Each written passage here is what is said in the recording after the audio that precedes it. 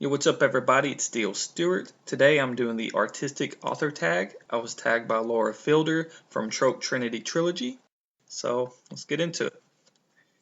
Um, I've got the video turned up about 15 times speed, so some of the stuff's going by pretty fast. I don't know how to actually do a screen capture of my video, so that's why I'm just got a camera facing my computer. Um, this right here, I am basically doing a 3D rendering of models for a scene that is going to be in a future uh, book. I think it's going to be either book 3 or book 4. I'm not sure exactly which book it's going to fall in. As you can tell, right now I'm making a centaur. He's going to be an Alberian. Right now I'm kind of going through the armor and picking kind of what type of armor I have. All this is basically just preset. I can make changes on it, and I do make some, but most of it is just kind of preset. I haven't really got into too much of actually designing everything myself. I have done some images where I've actually designed the character myself instead of using a preset. As you can tell right here on his face, he's got partial painted, and that is a kind of trademark from the Alberians. That paint job isn't one that they actually use. I just like the look of it. I have actually went in and did the presets for the face paint that they would use in my book, but they wear war paint when they go into battle, so that is why he's got it on there. As you can tell right here, I'm kind of actually tweaking parts of the facial features, the jaws, the cheeks, the chin, the brow, the nose, eyes, lips, a little bit, kind of get it more native looking, almost with some of the features.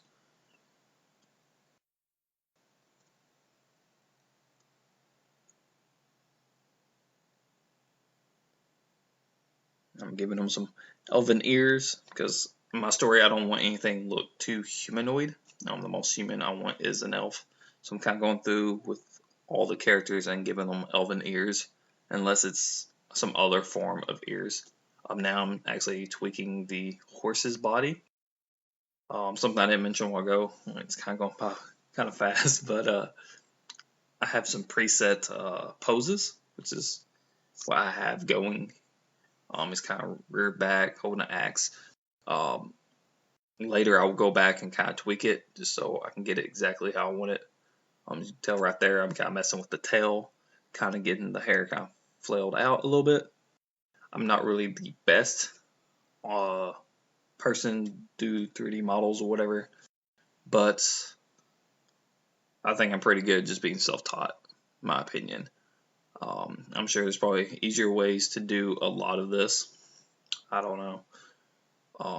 I've found some shortcuts here and there. I have to kind of go back and do a lot of different things off and on. Right now, what I'm doing is the expression on the face. Making the brow set lower, widening his mouth, kind of flexing his cheek muscles a little bit or whatever, kind of getting that little, like he's yelling almost look.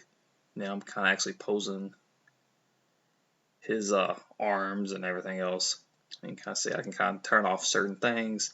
I saved that character as just a centaur. Now I'm going in and I'm going to work on an ogre or a troll. It fits more of an ogre build to me, so that's what I refer to it as, and that's what will be in the book. Now this character is going to be Lyrish. He's going to be from Metagore. He's going to be a big brute. Both of these characters aren't actually in the book at the moment. They are future characters. But like I said, they will be in either book 3 or 4 of the series. Right now you can kind of see how I'm going through and adding clothes to them. And if you notice when I was putting the boots on that they didn't actually fit properly because they aren't built for that character type, that preset in size and proportions and stuff. So I have to go in and tell it, what it was originally designed for, and then go back and actually, change it to fit that one, so it kind of rescales it a little bit. You can kind of tell I had already set the stance or the pose, and I'm kind of tweaking it a little bit. You can kind of see some of the clothing, how it kind of fits around him. I try to tweak it a little bit. It didn't really work too well how I kind of wanted it. I wanted it to kind of hang straight down a little bit instead of kind of wrapping with his legs, but I couldn't figure out exactly how to get it to do that. I could do some of it, but not all of it, so I think I ended up just leaving it how it was. It serves the purpose of here. Here you can see a weapon. I am trying to go through and add the different metal textures that I want on the actual blade portion itself. And then here you can tell I'm trying to pose it so it actually looks like he's holding it properly, realigning the arm so it actually fits in his arms. Trying to get it rotated right so the blade is facing out, and adjusting it so it would be actually in his arms. And now here I can go in and actually pose each individual joint and finger. So I'm trying to readjust all that so it actually looks like he's holding the thing. It's actually gripped in his hand and not just hovering there.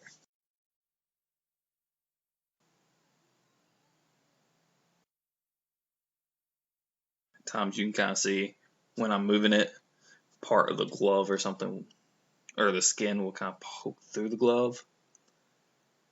But like right there, I was moving the glove itself because since it's not actually designed for this character, it fits differently and it's just kind of hovering over.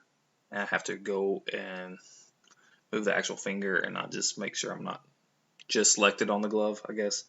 If that makes any sense to make it work properly.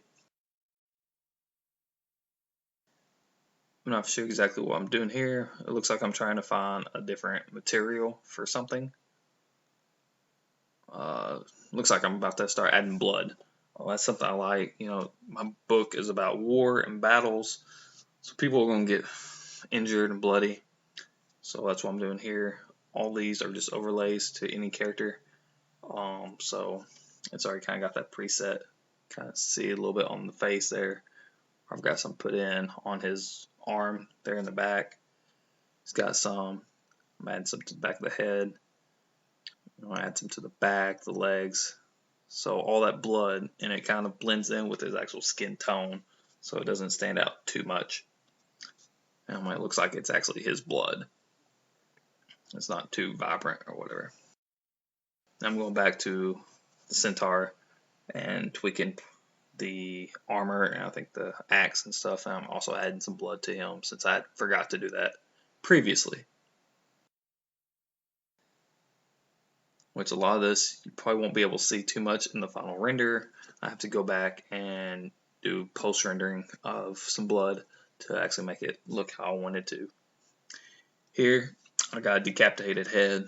I wanted to keep the fantasy theme, so I switched it to a cyclops. That is just the facial property for the cyclops, and I'll have to go back and add the eye. My camera actually died. And I forgot to go back, so here it is after I had already kind of reformed the face to look more masculine, and after I'd added the single eye there in the center. And as you can tell, I've also added the elven ears. Now I'm kind of reforming the face, kind of making the jaw sit sideways a little bit. Almost looks like he's yelling, but also maybe a broken jaw or something. His eyes kind of wide. I believe I kind of tweak that, yeah, there. Kind of tweak it, kind of let it set, kind of slope that a little bit. Almost as if he had gotten hit from one side, how the jaw and everything's kind of faced. Now I'm adding hair. That white was just the blocked out version of the hair, and now you actually see the more strands of hair after it's colored, kind of reshaping it, moving the bangs around, resizing stuff. I'm kind of getting a hair texture. Again, computer or camera or something messed up. But now what I'm doing, I'm going in and adding cameras because I know how I want the image to look from the perspective and how I want everything positioned. So whenever I do the setting, I know exactly where to place everything so it's actually in that screen. But I still need to move the screen around while I am actually designing them. So I usually create a camera and put it where I want it to be. And then if you notice partway into up at the top of the viewpoint, there's a thing I keep going to. Right now it says perspective view. I can switch between that and a camera.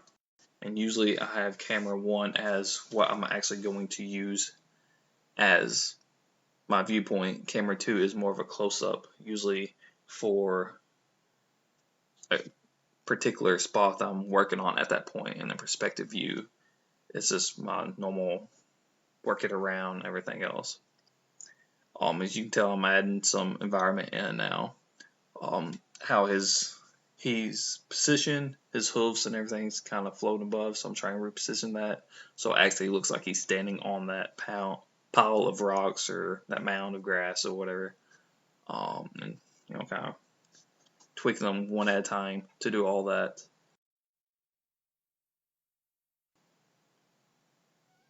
And one thing I like about this program is when you hover over something, it highlights it yellow without you even clicking, so you know exactly what you're about to be clicking on before you ever actually click on it. And I'm just kind of doing a few little tweaks to make it look more realistic, like he's actually standing there. I'll make sure nothing's cutting through the ground like you get on a lot of video games and stuff. And, make sure he's not hovering or anything like that. Just make it look more realistic in a sense. And I'm adjusting the actual camera how I want it. Going back to perspective view, kind of making sure they're lined up right now. Make sure, they're almost looking at each other. Tweaking the head and the position and everything. Now I'm adding in more of the environment. I don't go too crazy with the environment in this video. I have done almost like an entire forest shot before. I'm not going to go that crazy. I just got a few preset trees. I can also do these individually with the trees and some vines and rocks and everything else. But I like using the presets because it goes by a lot faster. And it just kind of looks a lot nicer over on my item list on the right side where everything's already kind of bundled up in groups, so I ain't got to keep making groups. Here I'm just going to go back and kind of make sure they're looking at each other. I know earlier I corrected the ogre's face. Now I'm making sure the centaur is facing him properly. Now I'm adjusting his arms. I'm going to have him holding that cyclops head, like he's kind of, showing it off, saying I killed this dude. You're going to be next. Adjusting his hand, make it look like he's actually gripping something. Going back and adjusting his hand with his axe.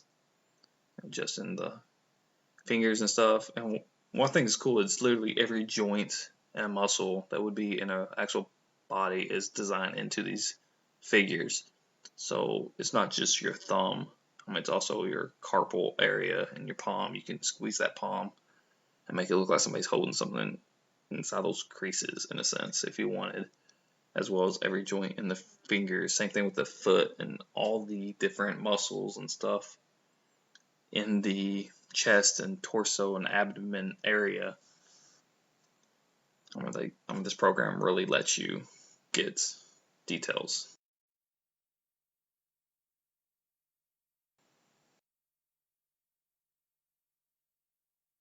I'm kind of just lining up the skull, or the decapitated head, might as well be a skull.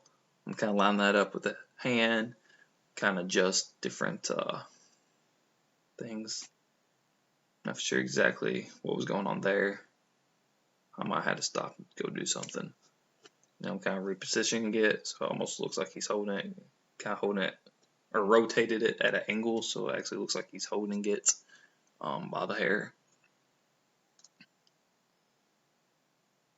Now I'm going back and finding another type of hair It's not the exact same as what is on the Cyclops, as you can tell right there, but I go back and resize it, color code it equally, and I put it inside the hand so it's like he's almost actually gripping it.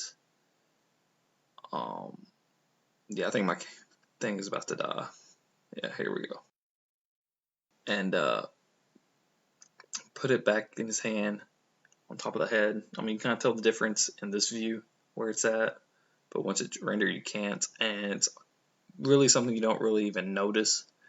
But I like having that little bit extra right there, so you can, if you actually look close enough, you might be able to see the hair sticking out from the fingers where he's got it gripped, so it looks a little bit more realistic, like he's actually got a handful of hair instead of the hair just being below his hand.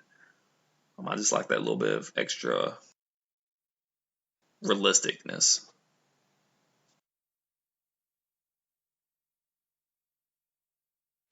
Now I'm adjusting the centaur's hair, kind of repositioning it a little bit.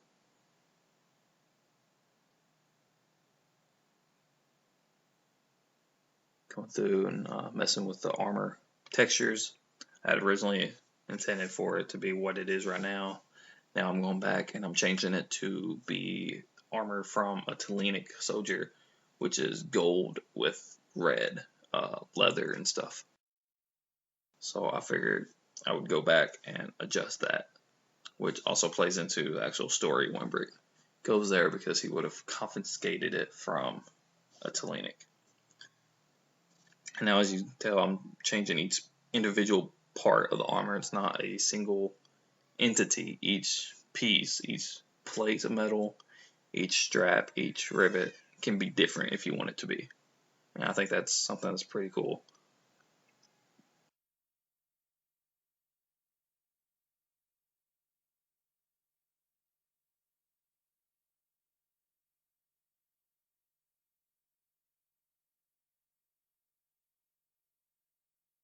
I don't know why some of these are showing up as white whenever I select the type. I believe it would still render properly. I think it's just the program not registering it at the moment.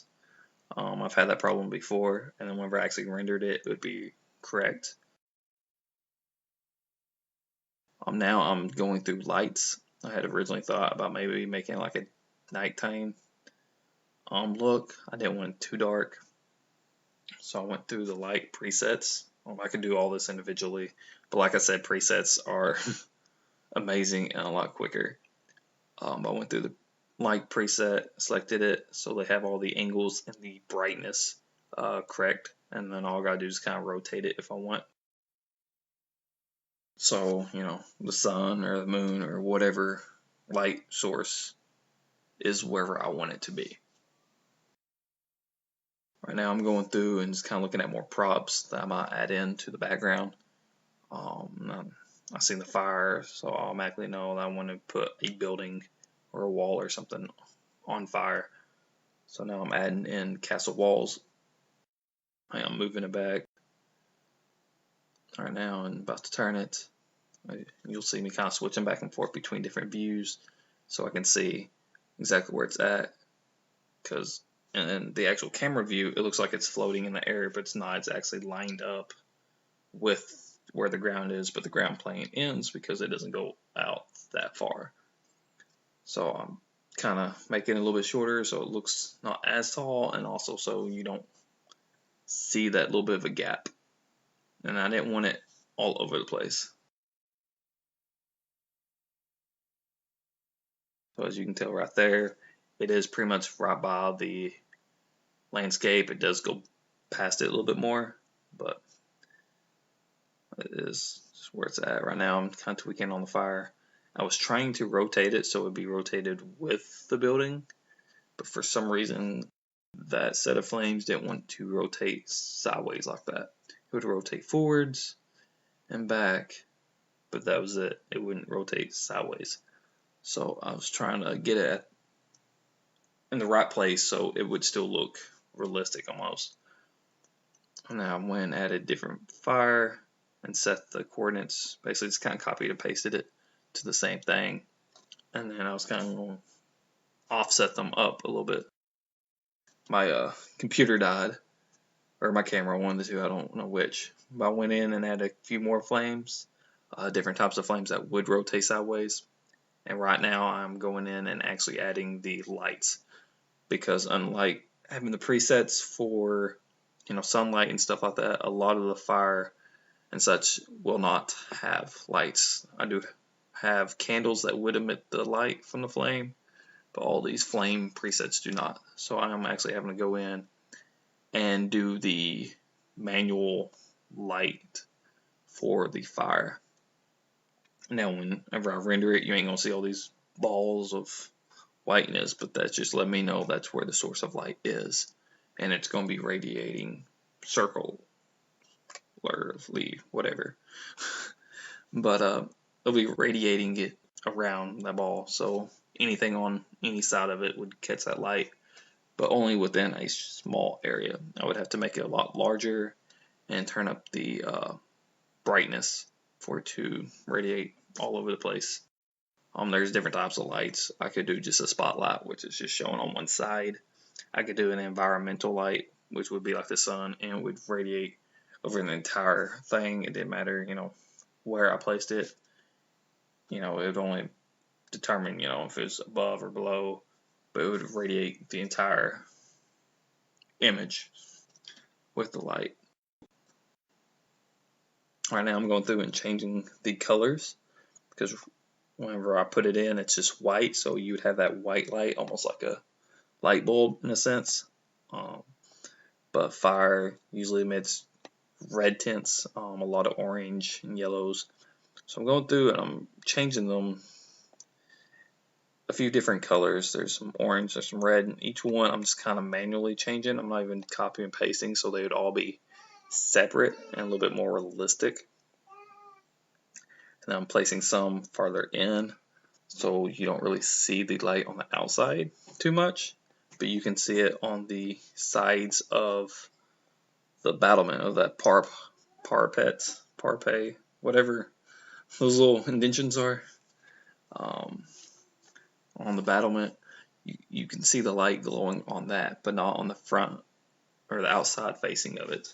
So it gives it a little bit more realistic, like there's actual fire behind there and you're seeing the light glow. And that's why you kind of see me moving the lights kind of in between them, and a little bit farther back, and a little bit up at the very top, so you can kind of get that glow around the top edge. But I'm not even sure if that's going to show up on the actual render, because that might be kind of too high or too far off for you to really notice too much of the edge light. But it's still, for the fact that it is a little bit more believable that way. It looks more believable. And here I got the lights. I was going to do a spotlight here, kind of showing on the centaur, just so his face would be lit up a little bit more. But for some reason it wasn't wanting to work out very well, so it didn't. I tried to do 2 types of renders.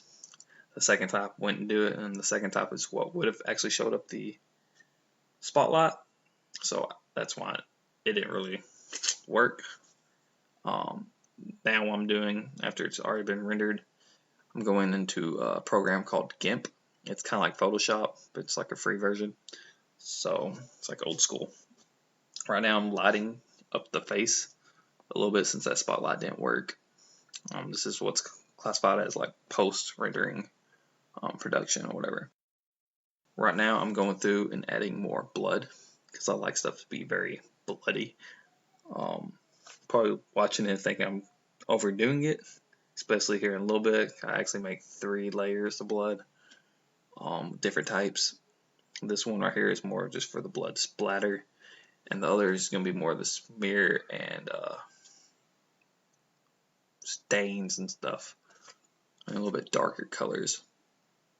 And I know every time my wife sees me doing this, she's like, that's way too much blood. I said, just calm down.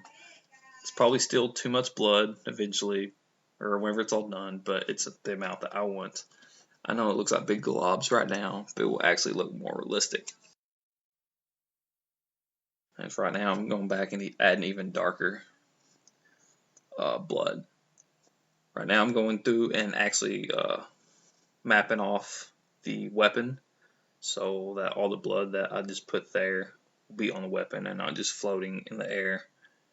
And I'm going back and stifling it down, taking different brushes, kind of erasing it so it looks more like splatters instead of a solid mass. I'm going through that little opening there and taking it out there.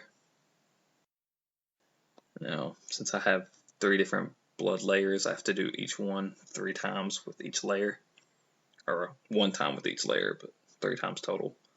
I'm going to go through the next layer, go through and erase all of that, and do that little opening, erase it, and then go through and even stifle it down some so it's not as much. So that's my process, making blood, just like the actual designing of everything. I'm sure there's an easier way and a faster way. That's just the way that I know and the way that I do it.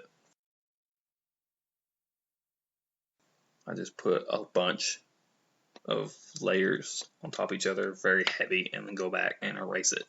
And I feel like that looks more realistic if it's kind of splattered on and then splattered erased.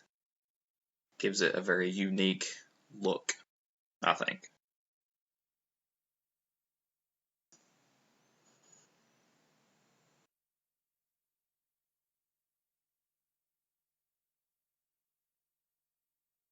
So I'm slowly going around the ogre and just basically doing like I did on the weapon. Kind of mapping out certain parts of the skin and erasing it from everywhere else, then going back and stenciling it off of the skin. And then some of the ones that I did on the outfits, I go back and do basically the same thing. I just try not to have it on the skin and the outfit in the same spot, because with movements and stuff it wouldn't really be splattered a straight line like that. So I try to not have it too close to it, or if it is, that they're not on top of each other, just so it looks more realistic with movements and stuff.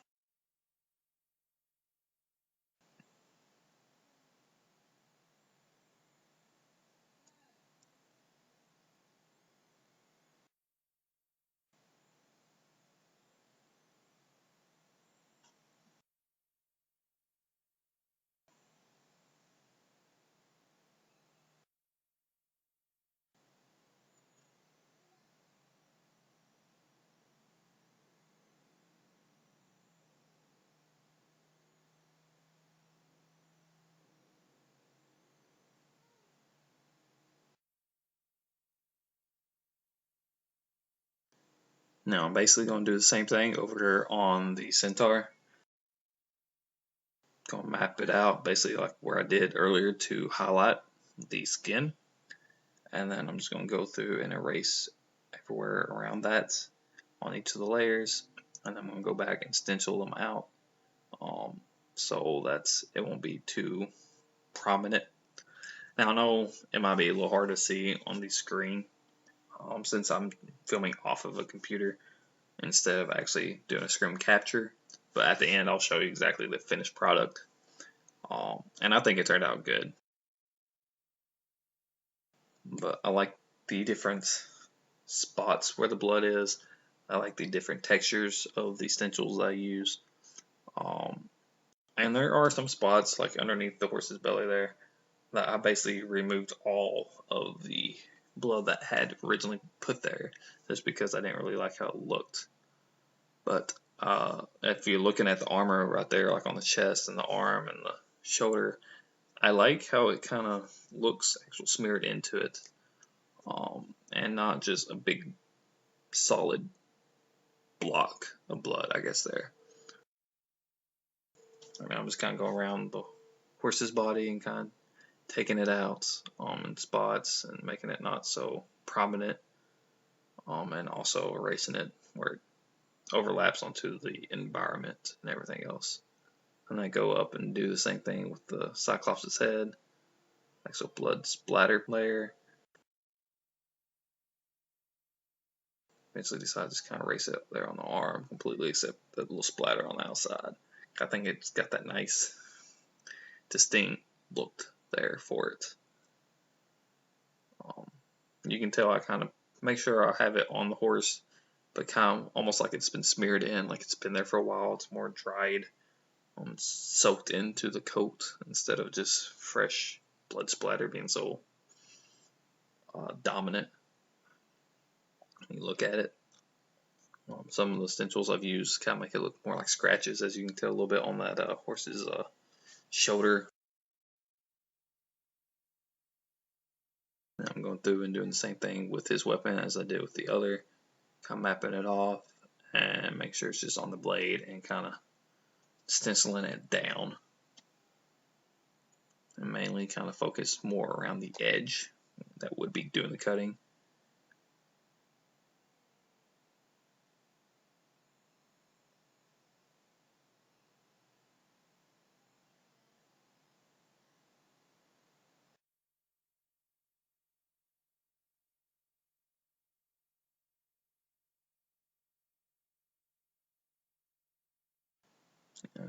Going back and kind of adding some more darker blood tints to the Centaur's axe, because I didn't originally have any blood on there, and whenever I went back earlier, I just did the splatter later. So now I'm kind of doing more of the smeared, darker, dried blood look. And the actual design's mostly done now. I'm just kind of adding the sky in the background. I figured I would just add that just so it wasn't just a plain white screen on the back whenever I actually finished.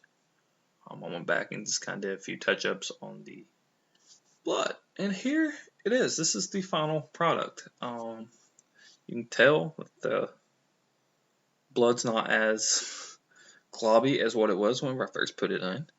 You can see with the fire of the glow on the side of the parapet portions of the battlement, as well as the other glows. And I think it turned out pretty decent. If I was able to do the other rendering, it would have had the shadows more prominent, and the light on the face would have been better, and I would have had to whip back and lighten it up any. But it is what it is. Oh well. But that's about it. That was my artistic author tag. Thanks, Laura Fielder, for tagging me in it. I'm always up for doing different tags, original tags from other people, whether it's a character tag, book tag, writing tag, whatever. I enjoy them. Yeah, that's about it. Be sure to go check out my links. Laura Fielder's links are down below. You can still pre-order my book.